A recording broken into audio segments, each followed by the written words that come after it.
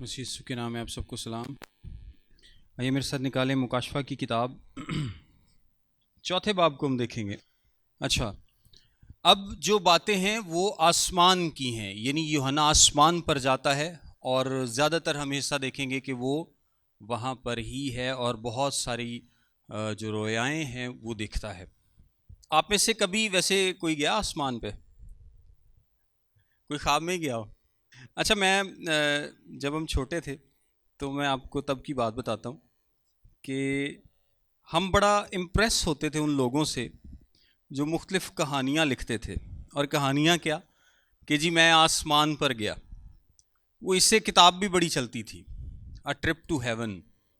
اور کچھ کہتے کہ جی میں مر گیا اور بعد میں فرشتے نے کیا کہ تو کتوں آ گیا، تیری تیواری نہیں سی، تو پھر میں نیچے آ گیا، انہوں نے مجھے بھیج دیا۔ کچھ کہتے ہیں جی خدا یسوع مسیح نے مجھے آسمان پر بلایا اور میں نے آسمان پر مختلف چیزیں دیکھیں۔ اگر میں آپ کو ایک چھوٹی سی سٹوری بتاؤں تو ایک کولیٹ نامی ایک آدمی تھا 1982 میں، وہ کہتا ہے جی میں نے ایک ٹرپ ٹو ہیون کیا تھا، یعنی مجھے آسمان پر اٹھا لیا گیا، اور بڑی عجیب عجیب باتیں جو ہیں وہ لکھتا ہے۔ اور اگر میں چند ایک بتاؤں تو وہ کہتا ہے کہ جی یسوع مسیح وہاں پر جو ہمارے لیے جگہ تیار ہو رہی ہے نا، مینشنز، جو گھر تیار ہو رہے ہیں، تو یسوع مسیح ان کی وہاں پر نا سپرویژن کر رہے تھے، میں نے دیکھا گھر بن رہے ہیں، گھر تیار ہو رہے ہیں اور یسوع مسیح ان کی سپرویژن کر رہے ہیں۔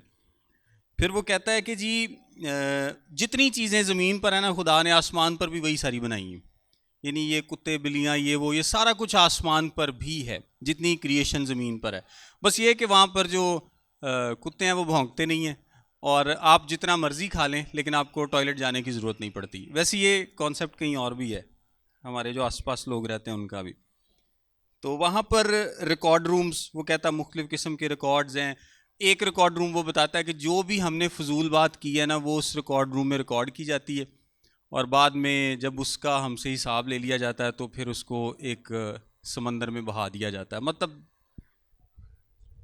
بڑی جو ایک گارمنٹ روم ہے، اور وہاں پر جو فرشتے ہیں وہ جو سفید جامے ہیں ہمارے ان کو سی رہے ہیں تو مطلب اس طرح کی بڑی مزے کی باتیں اس کی۔ ایک اور بندہ تھا رابرٹس نام سے، وہ بھی کہتا ہے کہ جب میں 8 سال کا تھا تو میں نے آسمان پر میں گیا اور میں نے یسوع مسیح کو دیکھا۔ ایک فلم بھی بنی ہے اس کے نام سے، I think heaven is for real, شاید یہ نام ہے، ایک چھوٹا بچہ ہے۔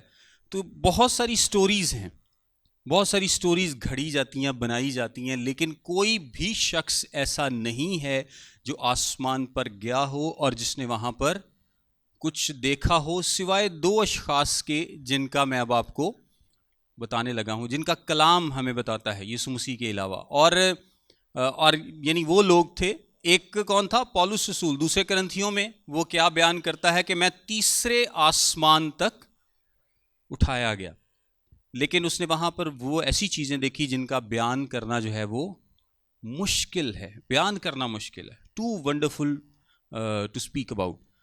تو اس نے تو کچھ نہیں بتایا ان چیزوں کے بارے میں، لیکن دوسرا شخص جو ہے وہ کون ہے؟ یوحنا ہے۔ پولس نے کچھ نہیں بتایا کہ اس نے وہاں پر کیا دیکھا، لیکن یوحنا کو کہا گیا کہ جو بھی تو نے دیکھا ہے اس کو لکھ، جو بھی تو نے یہاں پر دیکھا ہے اس کو لکھ۔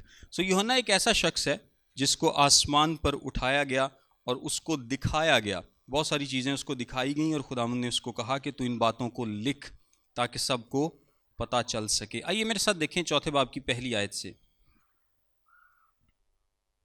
لکھا ہے، ان باتوں کے بعد جو میں نے نگاہ کی تو کیا دیکھتا ہوں کہ آسمان میں ایک دروازہ کھلا ہوا ہے، اور جس کو میں نے پیشتر نرسنگے کی آواز سے اپنے ساتھ باتیں کرتے سنا تھا، وہی فرماتا ہے کہ یہاں اوپر آ جا، میں تجھے وہ باتیں دکھاؤں گا جن کا ان باتوں کے بعد ہونا ضرور ہے۔ اب اگر آپ امیجن کریں تھوڑا سا، تو یوحنا کہاں پر موجود ہے؟ پتمس کے جزیرے پر موجود ہے، اور اس نے وہاں پر ایک رویا دیکھی ہے، وہاں پر ایک رویا دیکھی، یعنی یوحنا زمین پر ہے اور خدا آسمان پر ہے۔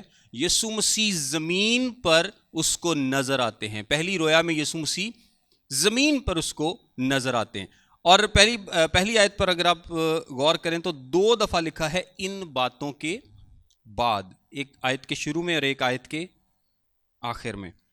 تو جو پہلے لکھا ہے ان باتوں کے بعد، اس کا مطلب یہ ہے کہ یوحنا اب ایکسپلین کر رہا ہے.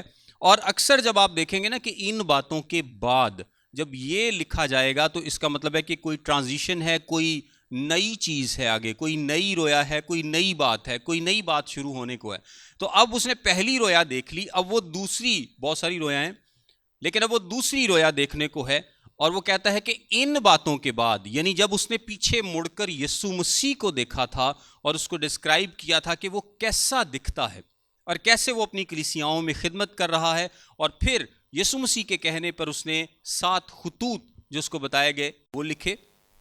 اور اس کے بعد وہ کہتا ہے کہ ان باتوں کے بعد، یعنی یہ کرونولوجیکلی آپ اس کو کہہ لیں یا وقت میں کہہ لیں کہ ان باتوں کے بعد، اس رویا کے بعد، اس رویا کو دیکھنے کے بعد اب اگلا سٹیپ کیا ہے؟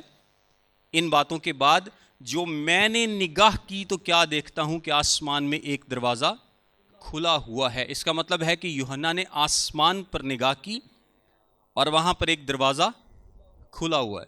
یہ دروازہ اس کے سامنے نہیں کھلا بلکہ پہلے سے کھلا ہوا ہے. یہ دروازہ پہلے سے کھلا ہے، اس کے سامنے نہیں کھلا. اور اس دروازے میں وہ کیا دیکھتا ہے کہ وہی جس نے اس کے ساتھ پہلے بات کی تھی وہ اس سے کہتا ہے کہ یہاں اوپر آ جا اور میں تجھے وہ باتیں دکھاؤں گا جو ان باتوں کے بعد ہونے کو ہیں. دوسری دفعہ ان باتوں کا کیا مطلب ہے؟ یوحنا کو کیا بتایا گیا ہے کہ کلیسیا کا حال اس طرح کا ہوگا. کلیسیاؤں کے بارے میں بتایا گیا نا کہ جب کلیسیائی دور ختم ہو جائے گا تب جو ہوگا میں تجھے وہ باتیں دکھاؤں گا. سمجھ آئیے آپ کو؟ پہلے یوحنا کیا کہتا ہے؟ یہ جو یوحنا کہتا ہے وہ یوحنا کے پرسپیکٹو میں ہے کہ ان باتوں کے بعد، یعنی اس رویا کے دیکھنے کے بعد نیکسٹ رویا شروع ہوئی.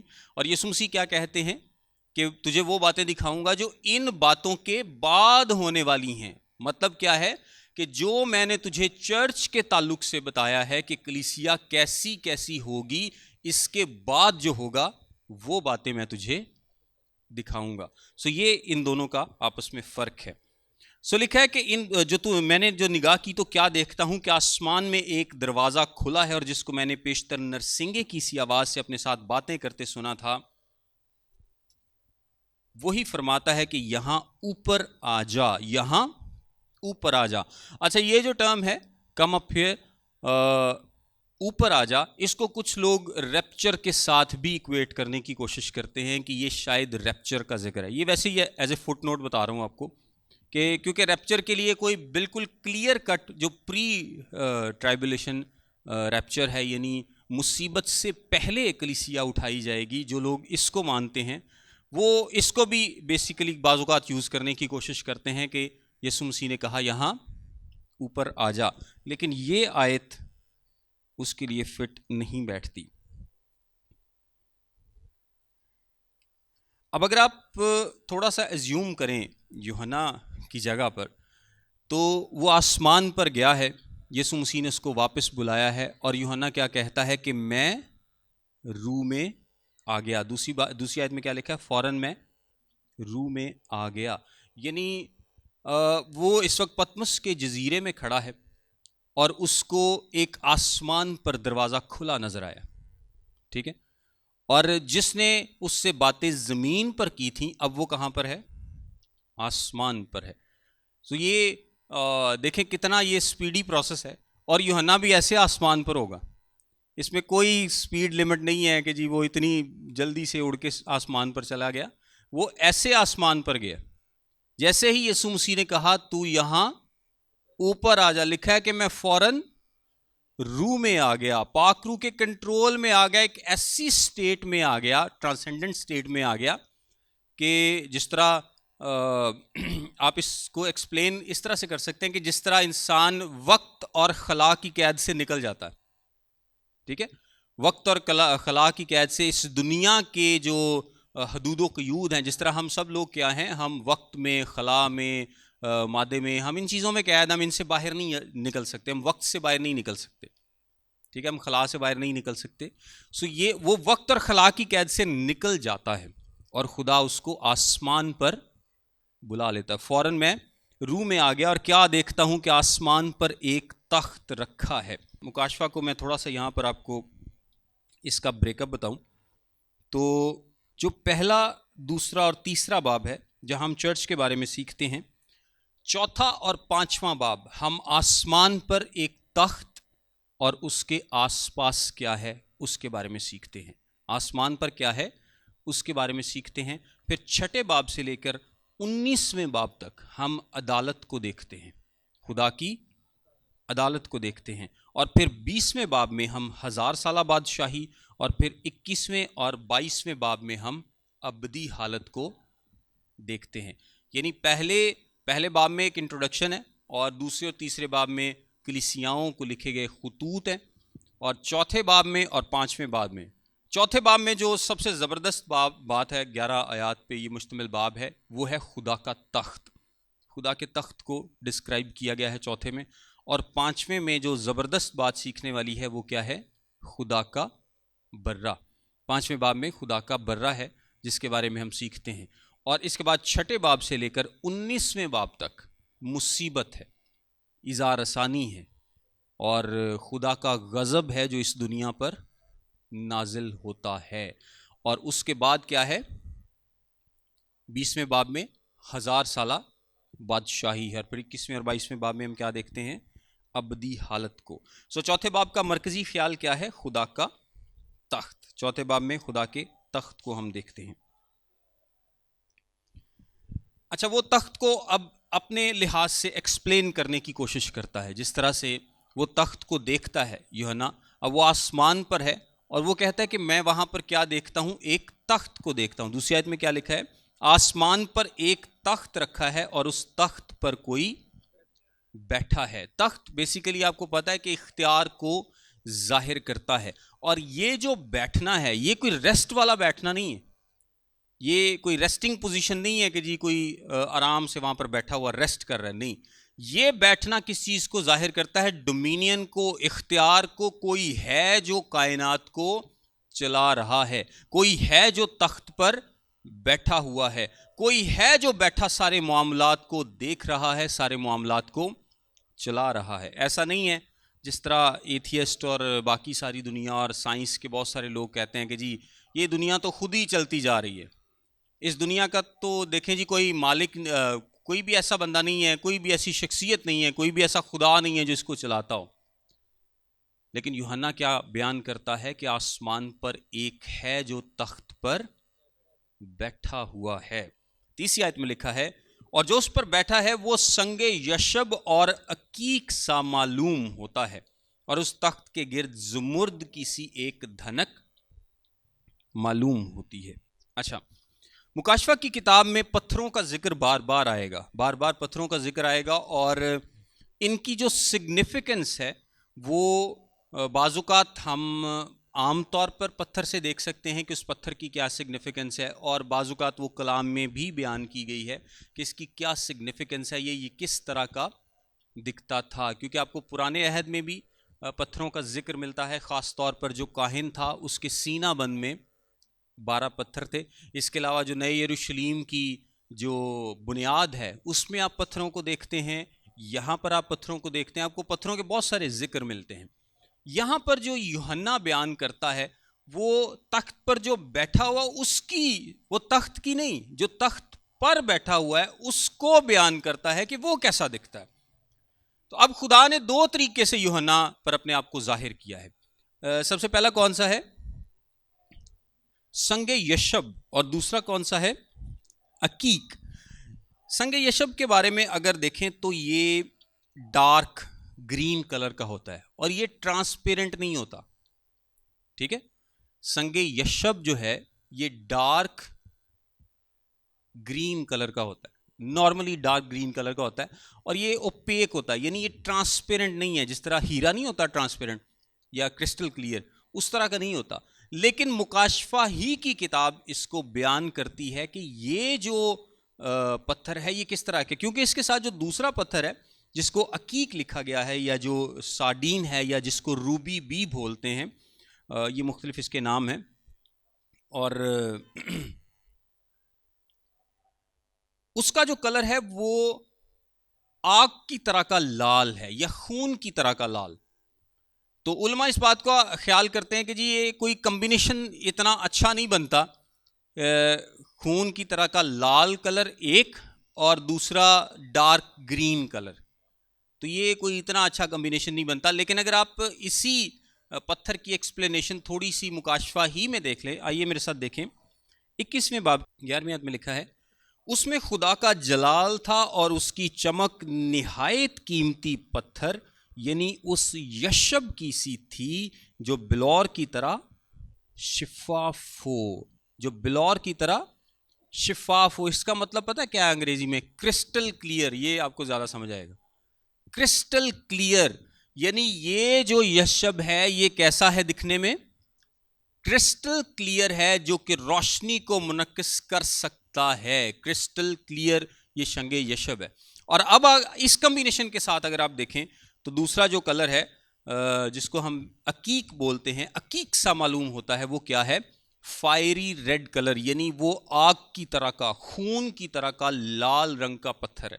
ایک کرسٹل کلیئر ہے اور دوسرا لال رنگ کا پتھر ہے. اور یہ دونوں بیسیکلی شو کیا کرتے ہیں؟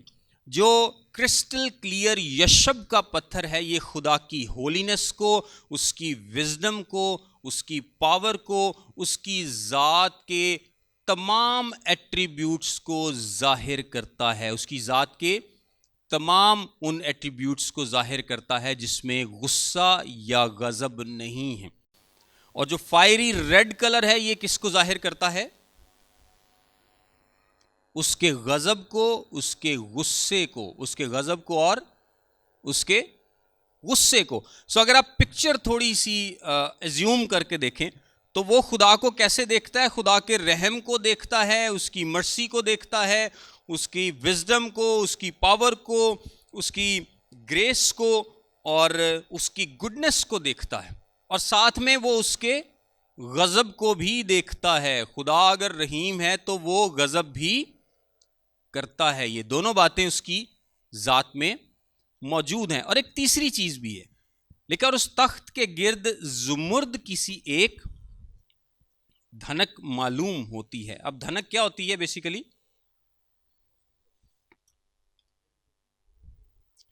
دھنک ہوتی ہے رینبو. دھنک کیا ہے؟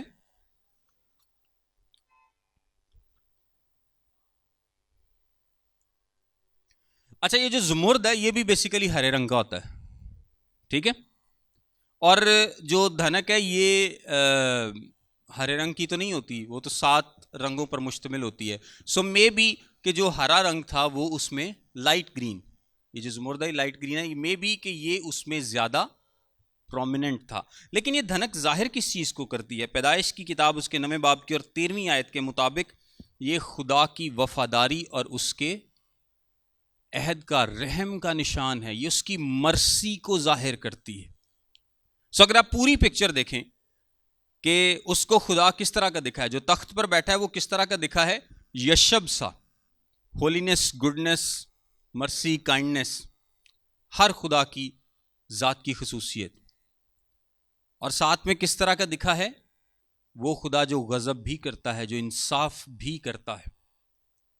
اس کو فیوری بھی نظر آتی ہے اس میں.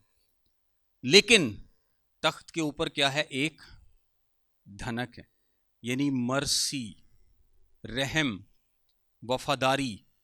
مرسی، رحم اور وفاداری کو دیکھتا ہے. آپ تھوڑا سا ایزیوم کر پائیں اس کو کہ وہ خدا کو کیسے دیکھ رہا ہے؟ اس خدا کے ایٹریبیوٹس کو دیکھ رہا ہے، اس کے غصے کو بھی دیکھ رہا ہے، لیکن تخت کے اوپر ایک رحم کی دھنک ہے، ایک مرسی. خدا کی اوور آل وہ یہ پکچر یہاں پر دیکھتا ہے. اور نام اس لیے نہیں لیتا، آپ کو پتا ہے کہ یہودی لوگ اکثر خدا کا نام نہیں لیتے تھے، اس لیے کہتا ہے وہ جو تخت پر بیٹھا ہے وہ سنگ یشب اور عقیق سا معلوم ہوتا ہے، اور اس تخت کے گرد زمرد کسی ایک دھنک معلوم ہوتی ہے. اور اس کے بعد وہ 4تھی آیت میں کہتا ہے، اور اس تخت کے گرد 24 تخت ہیں اور ان تختوں پر 24 بزرگ سفید پوشاک پہنے ہوئے بیٹھے ہیں اور ان کے سروں پر سونے کے تاج ہیں. اب اس نے تخت تو دیکھ لیا اور یہ بھی دیکھ لیا کہ تخت کے اوپر کون بیٹھا ہے, ٹھیک ہے, اور تخت کے جو اوپر دھنک ہے اس کو بھی دیکھ لیا. اب وہ تخت کے آس پاس دیکھ رہا ہے اور تخت کے آس پاس دیکھتا ہے کہ 24 اور تخت ہیں اور ان پر 24 بزرگ بیٹھے ہیں.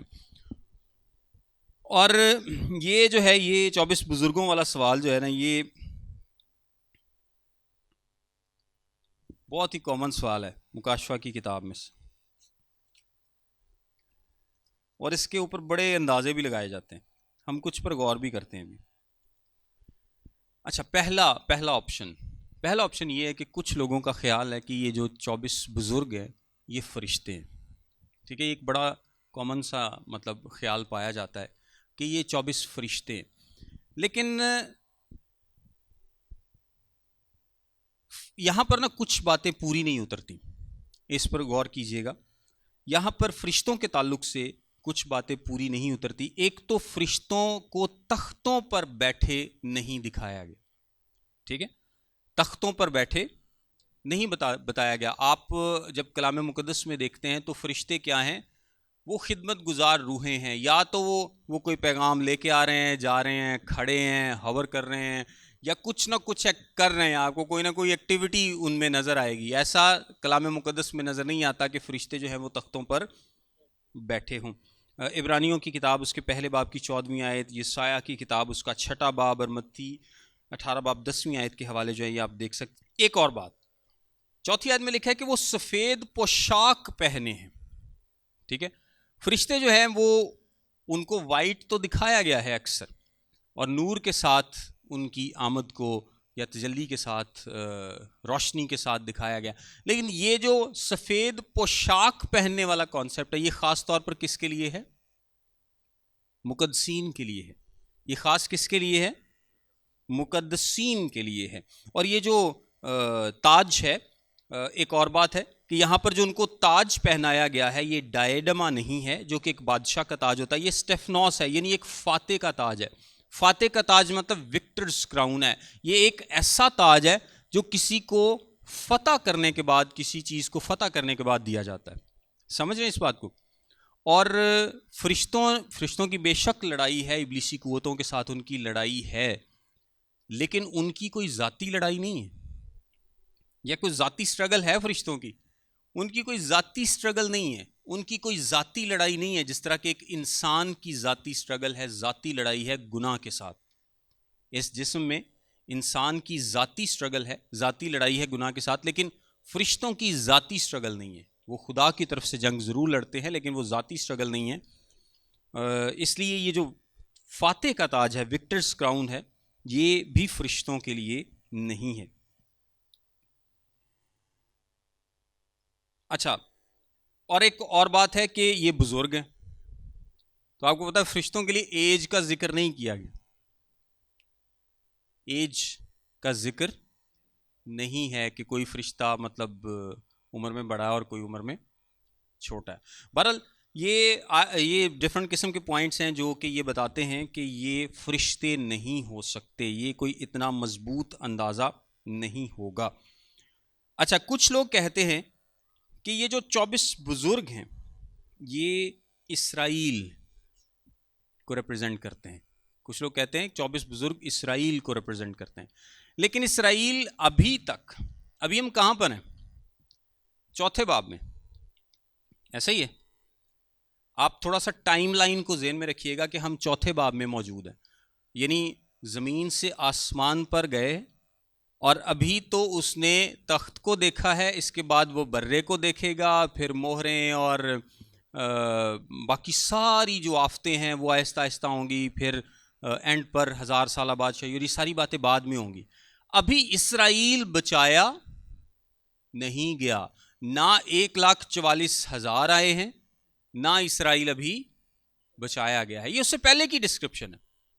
سو یہ جو بزرگ بیٹھے ہیں یہ فاتح کے طور پر بیٹھے, یہ بزرگ فاتح کے طور پر بیٹھے ہیں, اور اسرائیل, کیونکہ اسرائیل تو ابھی بچایا ہی نہیں گیا, انڈیویجول یہودی جو ایمان لے آئے یسوع مسیح پر وہ تو کلیسیا میں شامل ہیں، لیکن اسرائیل ایز اے نیشن ابھی تک بچایا نہیں گیا۔ یہ جب مکاشفہ کی کتاب میں آگے بڑھیں گے تو ہم دیکھیں گے کہ اسرائیل کو خدا نجات دے گا، لیکن اس لمحے جب یوحنا نے دیکھا ہے، اور یہ بزرگ آلریڈی بیٹھ چکے ہیں، یہ فاتح کی پوزیشن میں ہیں، یہ فتح مند لوگ ہیں، یعنی چرچ ایج کے بعد وہ اس پوزیشن کو دیکھتا ہے کہ یہ یہاں پر بیٹھے ہوئے ہیں۔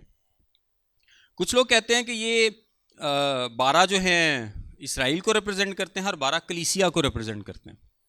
تو اگین جو 12 اسرائیل کو ریپرزینٹ کرتے ہیں وہ پھر بات ٹھیک نہیں ہو سکتی، کیونکہ 2 وجوہات ہیں۔ ایک تو یہ کہ اگر تو 12 ہی ہوتے کہ 12 کی ریپرزینٹیشن اور ہے، 12 کی اور ہے، تو پھر لکھا ہوتا کہ اس نے 12 کے 2 گروپ دیکھے، اس نے 12 کے 2 گروپ دیکھے، لیکن وہاں پر کوئی ڈسٹنکشن نہیں کی گئی۔ لکھا ہے کہ 24 بزرگ ہیں تخت کے آس پاس، 12 کی ڈسٹنکشن نہیں کی گئی۔ اور دوسرا یہ کہ اسرائیل نے ابھی کیونکہ نجات نہیں پائی، سو اسرائیل کو یہ ریپرزینٹ نہیں کرتے، آلدو یہ ریپرزینٹیٹیو نمبر ہے۔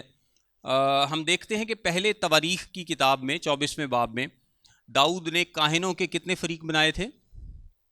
24، اور بعد میں گانے والوں کے بھی 24 تھے، اور جو فور فادرز اینسیسٹرز ہیں وہ بھی 24 تھے۔ یعنی آپ دیکھ لیں کہ کلام مقدس میں 24 کو اکثر ایک ریپرزینٹیٹیو نمبر کے طور پر دیا گیا ہے، یعنی جو کسی بڑے گروپ کی کیا کرتا ہے؟ نمائندگی کرتا ہے، جو بڑے گروپ کی نمائندگی، یعنی 24 کا جو عدد ہے یہ ایک ایسا عدد بھی ہے جو بڑے گروپ کی نمائندگی کرتا ہے، جو کہ ایک ریپرزینٹیٹیو نمبر ہے۔ سو اس لیے بھی لوگ اندازہ لگاتے ہیں کہ شاید یہ اسرائیل کو ریپرزینٹ کرتے ہیں، کچھ کہتے ہیں کہ جی یہ 12 اسرائیل کو، 12 چرچ کو ریپرزینٹ کرتے ہیں، اور کچھ کہتے ہیں کہ جی اس میں یہ جو 12 ہے یہ ٹرائبولیشن سینٹس کو ظاہر کرتے ہیں یا ریپرزینٹ کرتے ہیں۔ اب ٹرائبولیشن سینٹس کون ہیں؟ جو کہ اظہار ثانی میں سے گزریں گے اور فتح پائیں گے، یعنی مصیبت کے دور میں سے گزریں گے اور فتح پائیں گے۔ وہ لوگ جو مصیبت کے دور میں سے گزریں گے اور فتح پائیں گے وہ کون ہوں گے؟ ٹرائبولیشن سینٹس ہوں گے۔ کچھ کہتے ہیں یہ ان کو ریپرزینٹ کرتے ہیں، لیکن یہ ان کو بھی ریپرزینٹ نہیں کر سکتے۔ کیوں؟ کیونکہ ابھی تو مصیبت شروع ہی نہیں ہوئی، ابھی تو مصیبت شروع نہیں ہوئی، اور یہ لوگ تو پہلے ہی تاج پہنے بیٹھے۔ سو ایک آخری جو پوائنٹ ہے جو بچتا ہے، اور جو میں بھی مانتا ہوں اس چیز کو، کہ یہ جو 24 بزرگ ہیں یہ کس کو ریپرزینٹ کرتے ہیں؟ یہ کلیسیا کو ریپرزینٹ کرتے ہیں، یہ کلیسیا کو ریپرزینٹ کرتے ہیں۔ اب غور کیجئے گا، یہاں سے آگے آپ کو کلیسیا کا ذکر نہیں ملے گا۔ مکاشفہ کی کتاب میں یہاں سے آگے آپ کو کلیسیا کا ذکر نہیں ملے گا، اور یہاں پر اگر یہ لوگ کلیسیا کو ریپرزینٹ کرتے ہیں، اگر یہ ریپرزینٹیٹیو گروپ جو ہے یہ کلیسیا کو ریپرزینٹ کرتا ہے، تو پھر اس کا مطلب یہ ہے، اور یہ یوحنا کب دیکھ رہا ہے؟ مصیبت کے شروع ہونے سے پہلے۔ غور کیجئے گا، یہ مصیبت کے شروع ہونے سے پہلے کی بات ہے، اور اگر یوحنا ان کو مصیبت کے شروع ہونے سے پہلے ایک فاتح کے طور پر تختوں کے اوپر تاج پہنے اور اپنے سفید پوشاک پہنے دیکھتا ہے، یعنی تاج تختوں پہ بیٹھے ہیں، سفید پوشاک پہنے بیٹھے ہیں، تاج پہنے بیٹھے ہیں، تو اس کا کیا مطلب ہے؟ کہ کلیسیا اٹھائی جا چکی ہے۔ اس کا کیا مطلب ہے؟ کلیسیا اٹھائی جا چکی ہے۔ سو اس کو کیا بولتے ہیں ہم؟ پری ٹرائبولیشن ریپچر۔ پری یعنی مصیبت کے آغاز سے پہلے کلیسیا اٹھا لی جائے گی، مصیبت کے آغاز سے پہلے کلیسیا اٹھا لی جائے گی۔ اور اس کے بعد بھی ہم آگے جا کر اس کا ذکر دیکھیں گے، اس کے بعد بھی یہ نہیں کہ اس کے بعد مقدسین نہیں ہوں گے، کلیسیا مصیبت سے پہلے اٹھا لی جائے گی، اور بعد میں اگین پریچنگ بھی ہوگی اور لوگ ایمان بھی لائیں گے اور مصیبت میں سے بھی گزریں گے، اور ساتویں جو ہمارے پاس ہے، ساتویں مہر سے پہلے پہلے وہ سارے لوگ بھی آسمان پر ہوں گے۔ یہ جس طرح ہم آگے بڑھیں گے ہم اس کو دیکھ لیں گے، ان کو ٹرائبولیشن سینٹس بولتے ہیں، یعنی وہ مقدسین جو مصیبت کے دور میں سے گزرے اور قائم رہے. ایسے مقدسین جو مصیبت کے دور میں سے گزرے اور قائم رہے. اور یہ ایک بڑا مطلب اسٹرانگ پوائنٹ ہے پری ٹرائبولیشن کو ایکسپلین کرنے کے لیے بھی. اور ہم اس کے تعلق سے مزید آگے بھی جا کر سیکھیں گے. اس سے اگلی آیت کو دیکھتے ہیں. اور اس تخت میں سے بجلیاں اور آوازیں اور گرجیں پیدا ہوتی ہیں اور اس تخت کے سامنے آگ کے 7 چراغ جل رہے ہیں. یہ خدا کی 7 روحیں ہیں. اب اگر آپ اس پر غور کریں کہ اس تخت میں سے بجلیاں اور آوازیں اور گرجیں پیدا ہوتی ہیں، یعنی جب آسمان پر وہ تخت کو دیکھ رہا ہے تو اس تخت کو نہ صرف وہ یشب سا کرسٹل کلیئر دیکھتا ہے بلکہ وہ اس کو روبی کی طرح، اس کو عقیق کی طرح، وہ فائری ریڈ کلر کا، لال کلر کا بھی دیکھتا ہے، ایک دھنک کو بھی دیکھتا ہے. آس پاس 24 بزرگ ہیں، ان کے تختوں کو، ان پر بیٹھے ان کو بھی دیکھتا ہے. اور ساتھ میں کیا ہے کہ اس تخت سے آوازیں اور بجلیاں اور گرجیں پیدا ہوتی ہیں. سو یہ کوئی منظر اتنا آسان نہیں ہے دیکھنے والا. اس کا کیا مطلب ہے کہ خدا اب ججمنٹ کرنے والا ہے. خدا اب کیا کرنے والا ہے؟ ججمنٹ کرنے والا ہے. خدا اب عدالت کو لانے والا ہے. وقت پورا ہو گیا ہے اور اب اس کی عدالت جو ہے وہ آنے والی ہے. اور اس کے بعد لکھا ہے اور اس تخت کے سامنے آ کے 7 چراغ جل رہے ہیں. یہ خدا کی 7 روحیں ہیں. اچھا، یہاں پر چراغ دان کا ذکر نہیں ہے. اس چیز کو نوٹ کر لیں کہ یہاں پر چراغ تو جل رہے ہیں، مطلب آپ ایک ٹارچ سمجھ لیں، فلیم سمجھ لیں، چراغ تو جل رہے ہیں لیکن چراغ دان نہیں ہے. جس طرح کلیسیا کے لیے چراغ دان کا لفظ استعمال کیا گیا تھا. اور یہ خدا کی 7 روحیں ہیں. اور یہ بیسیکلی روح القدس تو ایک ہی ہے، لیکن ہم جیسے پہلے بھی دیکھ چکے ہیں کہ اس کی 7 رخی خدمت کو ظاہر کرتا ہے. 7 رخی خدمت کو ظاہر کرتا ہے. اور اس تخت کے سامنے گویا شیشے کا سمندر بلور کی مانند ہے، اور تخت کے بیچ اور تخت کے گردا گرد 4 جاندار ہیں جن کے آگے پیچھے آنکھیں ہی آنکھیں ہیں. اس کے بعد وہ ایکسپلین کرتا ہے کہ اب تخت کے آگے کیا ہے. یعنی پریپوزیشنز ہیں نا ڈیفرنٹ قسم کی. پہلے اس نے بتایا کہ میں نے ایک تخت دیکھا، پھر اس نے بتایا کہ میں نے تخت کے اوپر دیکھا، اس کا جو مطلب ہے اس کو بیان کیا. پھر اس نے دیکھا کہ تخت کے اوپر ایک دھنک ہے. تخت کے آس پاس کیا ہے، تخت میں سے کیا نکل رہا ہے، کس قسم کی آوازیں. اور اب آگے بتاتا کہ تخت کے آگے کیا ہے، ایک کرسٹل کلیئر سمندر جیسا ماحول ہے. پتہ نہیں اب آپ کی امیجنیشن کتنی اسٹرانگ ہے، لیکن یوحنا نے جس طرح سے بتایا آپ شاید اس کو تھوڑا سا امیجن کر پائیں.